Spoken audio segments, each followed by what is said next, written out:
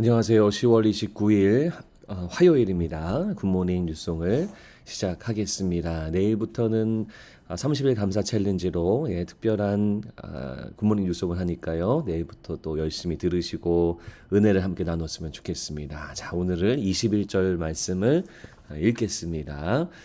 투기와 술 취함과 방탕함과 또 그와 같은 것들이라 전에 너희에게 경계한 것 같이 경계하노니 이런 일을 하는 자들은 하나님의 나라를 유업으로 받지 못할 것이요.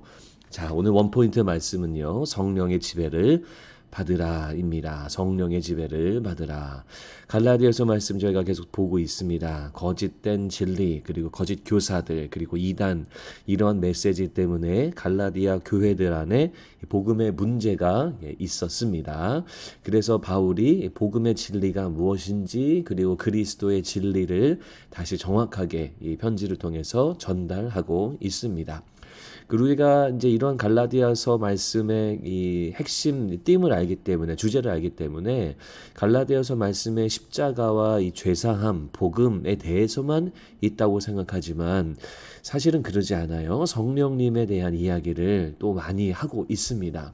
즉 예수를 받아들이고 복음을 붙든 그 이후에 어떻게 살아야 하는가. 갈라디아 교인들이 지금 복음을 받아들인 이후에 이제 문제가 생긴 상황이잖아요. 그래서 성령님의 인도를 받아야 된다라는 그런 말씀을 계속 하고 있습니다.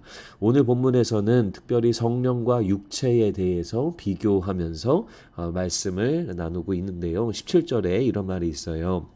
육체의 소욕은 성령을 거스르고 성령은 육체를 거스른다라고 말하고 있습니다. 당연히 성령의 일은 육체의 일, 즉 죄악의 일, 죄성의 일을 반하는 거죠. 반대로 육체의 일, 죄악의 일, 죄성의 일은 성령님의 일을 거스르게 되는 겁니다.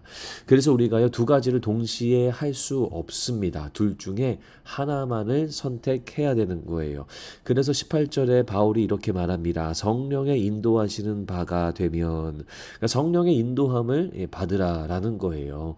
성령께서 하시기 원하시는 일을 우리가 민감하게 생각하고요. 그리고 그것을 행동으로 옮기는 삶을 살아야 됩니다. 자, 복음을 받아들인 이후에 받아들였어요. 은혜 받았어요. 그리고 아무렇게나 행동하면서 살고 또 제사함 받았으니까 자유하니까 내 마음대로 사는 것인가 그러지 않고요.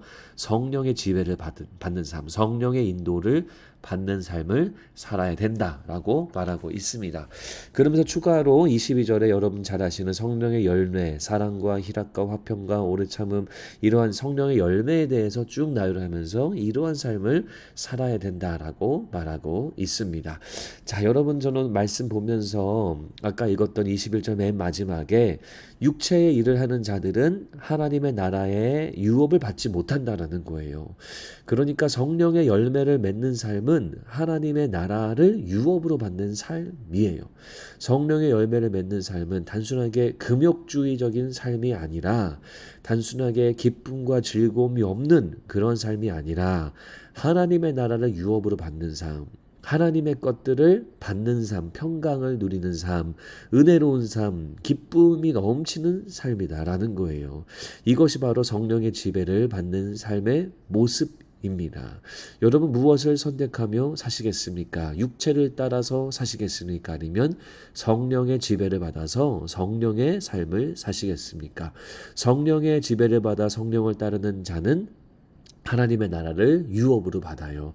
나중에 죽은 이후에 하나님의 나라를 천국에 우리가 입성하면서 받기도 하지만 이 땅을 살면서도 주의 나라의 것들을 은혜로 또 축복으로 받으며 살아가게 되는 겁니다. 오늘 하루를 사시면서 성령의 지배를 받으시기 바랍니다. 성령님이 나에게 하기 원하시는 것은 무엇인가? 성령님의 일은 무엇인가? 고민하시고 또 스트럭을 하시고 또 기도하시면서 성령의 지배를 받는 그런 거룩한 화요일 되시기를 주님의 이름으로 축복합니다.